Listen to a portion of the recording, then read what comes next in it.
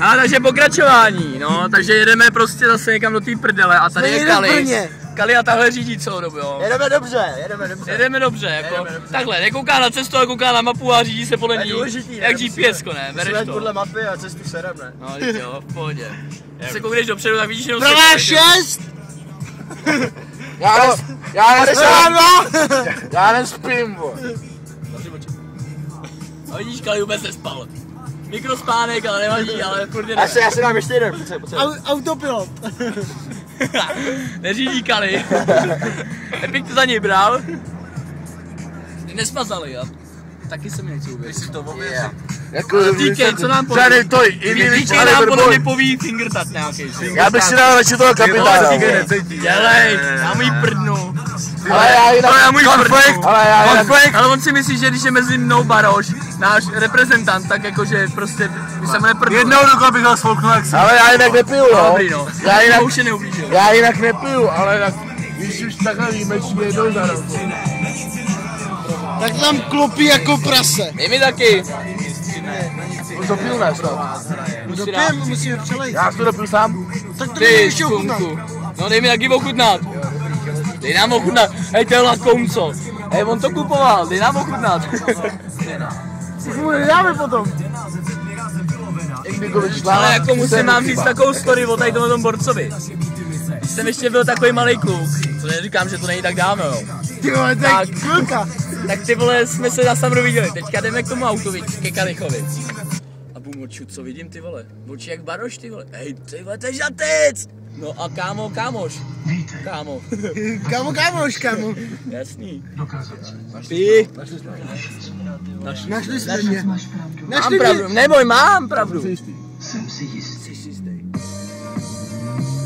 Tohle je můj svět. Tohle album se hodně povedlo. Yeah. Můžeš to dopít, prej.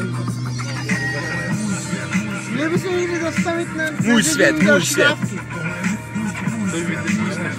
Ne, to je můj svět. Brna to je asi 25 kiláků. Za 20 minut už bych řekl, že je reálně. To mi dala To je dávka. Nemáme, musíme naředit. Víte, co vám na to povím, vole? Co nám na to poví? Hej, Fajmo! Tam byly čísla? Tam šli dváky, Kokoti, ty vole, bych po ní hodil. Já vám něco pustím.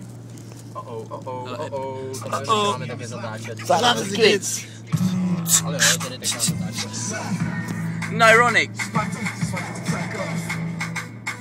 Dej tam potom IM Music. Tam nemám. Mám v počítači. A on to má na telefonu, ne? Zdravím na Ironika, neboli Eric Cherryhill. Beast Song. Ty vole, ty neony? Kradnem si je. To jo, ale Kalich má červený šelek, to by nám bylo co tomu. A tak jako červeno-modrá jako kombinace není zase tak špatná. Jako. To je taková ostrovácká, že jo? A my jedeme do Brna, to je v píči, že jo? Jsme v Brně, ty moulo. Tady. A tím plesku, teďka se bavím tady. Tak provokujeme konflikt. Ale on si myslí, že je ochlapa, tak jako neví, viď? No, můj prdno.